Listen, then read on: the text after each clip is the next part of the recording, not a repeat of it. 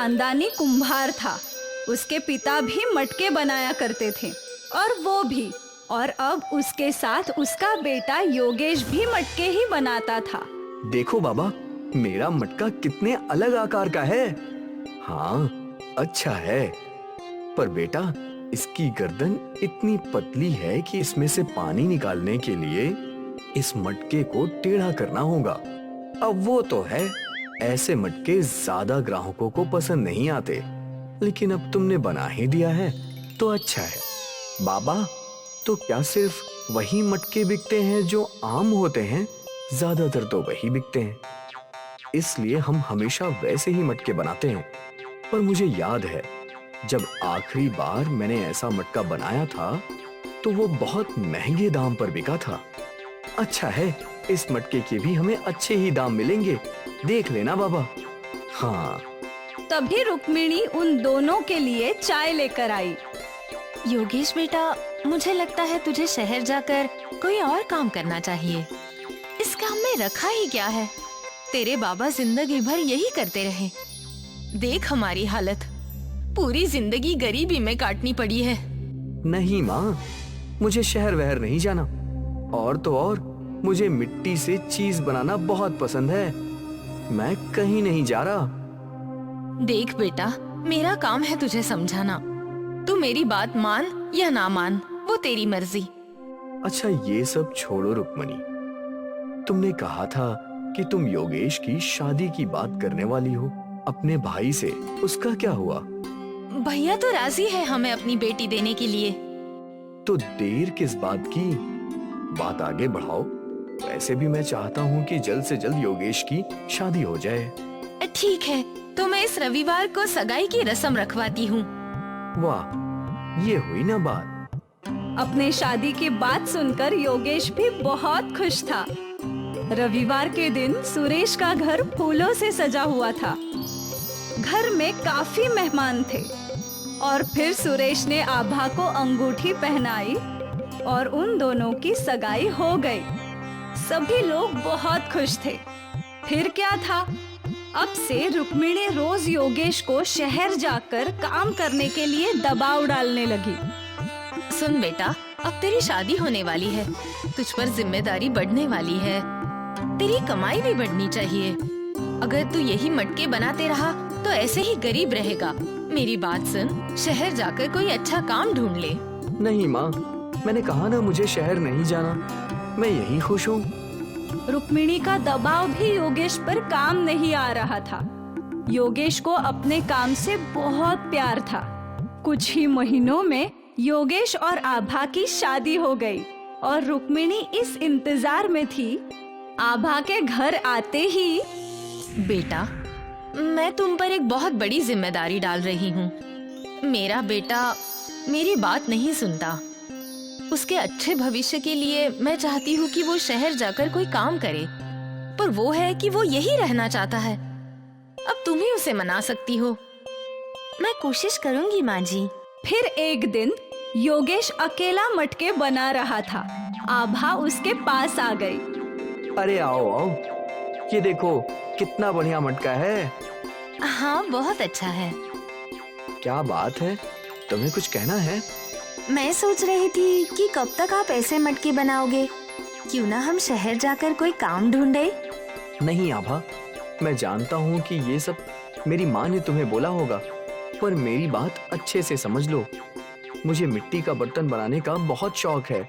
मैं जिंदगी भर यही काम करना चाहता हूँ। मन मारकर अगर मैं शहर चला भी जाऊँ तो भी मैं खुश नहीं रहूँगा। योगेश की बातें सुनकर आभा स्तब्ध रह गई। उसके पास बोलने के लिए कुछ था ही नहीं। शाम को रुक्मिणी ने आभा से पूछा, क्या योगेश शहर जाने के लिए राजी हो गया? नहीं, और मुझे भी लगता है कि उन्हें यही रहना चाहिए। अब तू ये क्या बोल रही है? माँ जी, उन्हें मिट्टी के बर्तन बनाना बहुत पसंद है। वो मन मारकर शहर नहीं जाना चाहते, और यही सही भी है। 2 महीने गरीबी में रहेगी ना, तब समझेगी कि मैं क्यों शहर भेजने के पीछे लगी थी। माँ जी, आप बस चाहती है कि आपका बेटा अच्छा कमाए, तो वो जरूर होगा। उस दिन से आभा अपने पति के काम की सराहना करने लगी। ये मटका कितना अच्छा है। अच्छा है, पर बाबा बोलते हैं कि ऐसी लंबी गर्दन वाले मटके ज्यादा नहीं बिकते। बिकते हैं, मैंने ये मेले में देखे थे, शायद 300 रुपए के थे। इतना महंगा? आप भी ऐसे मटके मेलों में क्यों नहीं बेचते? मैं कोशिश कर सकता हूँ। आभा ने योगेश को प्रोत्साहित कर दिया था। योगेश ने अलग अलग आकार के मटके बनाए और उन्हें रंग बिरंगे रंग दिए। वाह, ये सब मेले में जरूर बिकेंगे। उम्मीद तो यही है। उस दिन योगेश सारे मटके लेकर मेले में गया। उसके अलग अलग आकार के मटकों को मेले में काफी डिमांड थी। भैया, मुझे वो लंबी गार्डन वाला मटका चाहिए। मुझे वो रंग बिरंगा। एक ही दिन में योगेश के सारे मटके बिक गए और उसकी आमदनी अच्छी खासी हो गई। योगेश घर आया और सारे पैसे अपने बाबा के हाथ में रख दिए। ये देखो बाबा, आज की कमाई। अरे ये तो बहुत ज्यादा है। मेले में बेचने का आइडिया आपकी बहू का था।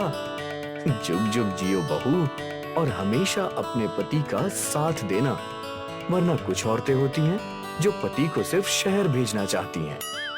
पास खड़ी रुक्मिणी सब सुन रही थी। आभा और योगेश बहुत खुश थे। उस रात योगेश को एक नया आइडिया आया। आभा, कोई मिट्टी का फ्रिज खरीदेगा क्या? मिट्टी का फ्रिज? मतलब मिट्टी की ऐसी अलमारी जिसमें सब्जियां, फल सब ताजे के ताजे रहें, जो बिना बिजली के चले। क्या आप ऐसा कुछ बना सकते हैं? हाँ। तो फिर देर किस बात की? ये आइडिया तो सुपर हिट हो जाएगा। मैं कल ही मिट्टी का फ्रिज बनाता हूँ। अगली सुबह ही योगेश ने मिट्टी का फ्रिज बनाना शुरू किया। अरे ये क्या बना रहा है? बाबा, ये मिट्टी का फ्रिज है। इसमें सब्जी, फल सब ताजे रहेंगे, वो भी बिना बिजली के। वाह, सुना था पहले के लोग जमीन में गाड़ के सब्जियां, फल ताजे रखते थे। सोचा नहीं था कि मिट्टी से ऐसा कुछ बन सकता है। हाँ, मैंने बहुत पहले सोचा था, पर कल की कमाई देखकर लग रहा है कि इस मिट्टी की फ्रिज को भी लोग खरीदेंगे। हाँ बिल्कुल, मैं भी तेरी मदद करता हूँ। फिर बाप बेटे ने मिलकर कई मिट्टी के फ्रिज बनाए। अगली सुबह दोनों उन मिट्टी के फ्रिज को मेले में ले गए। अरे भैया, वो क्या है? अलमारी जैसा। वो मिट्टी की फ्रिज है। इसमें आपकी सब्जियां और फल ताजे बने रहेंगे लंबे समय तक, वो भी बिना बिजली के। सच्ची? हाँ हाँ बिल्कुल। उस औरत ने एक मिट्टी का फ्रिज खरीद लिया। एक पत्रकार ने मिट्टी के फ्रिज की तस्वीर खींची और फिर देखते ही देखते कई और ग्राहकों ने मिट्टी के फ्रिज खरीदे और सारे फ्रिज बिक गए। आज पहली बार सुरेश ने इतनी कमाई एक साथ देखी थी। वो लोग खुशी खुशी घर गए। देखो भाग्यवान, आज तुम्हारे बेटी की कितनी कमाई हुई है। बाप रे! ये तो कुछ भी नहीं है, अब तो पैसों की बारिश होगी। इसका मिट्टी का फ्रिज का आइडिया कमाल का है। लोगों ने हमें एडवांस दिया है मिट्टी की फ्रिज बनाने के लिए। वाह योगेश, माफ करना बेटा, मैं ही गलत थी। मुझे लगता था कि इस काम में तू कभी खुश नहीं रहेगा, इसीलिए हमेशा तुझ पर शहर जाने का दबाव डालती थी। फिर रुक्मिणी आभा के पास गई। बेटा, ये सब जो हो रहा है वो तेरी वजह से है। तेरे प्रोत्साहन की वजह से आज योगेश ने ये सफलता हासिल की है। काश तेरी तरह मैंने भी इनका साथ दिया होता, तो अब तक हमारे हालात बदल चुके होते। मम्मी जी, आप ऐसी बातें मत कीजिए। अब सब कुछ ठीक हो गया है। अभी तो हमारे खुशियों के दिन आए हैं और आप पिछली बातों को याद कर रही हैं। जाने दीजिए, अब से सब सही होगा। सही नहीं, सब अच्छा होगा, बहुत अच्छा। मिट्टी का फ्रिज खरीदने के लिए सुरेश के घर के बाहर लाइन लगने लगी। उनकी आमदनी कई गुना बढ़ गई थी। सुरेश ने अपने घर की मरम्मत भी करवा ली थी और अब इस परिवार के पास हर सुख सुविधा थी। और ये सब बस मिट्टी के फ्रिज की आइडिया की वजह से हुआ।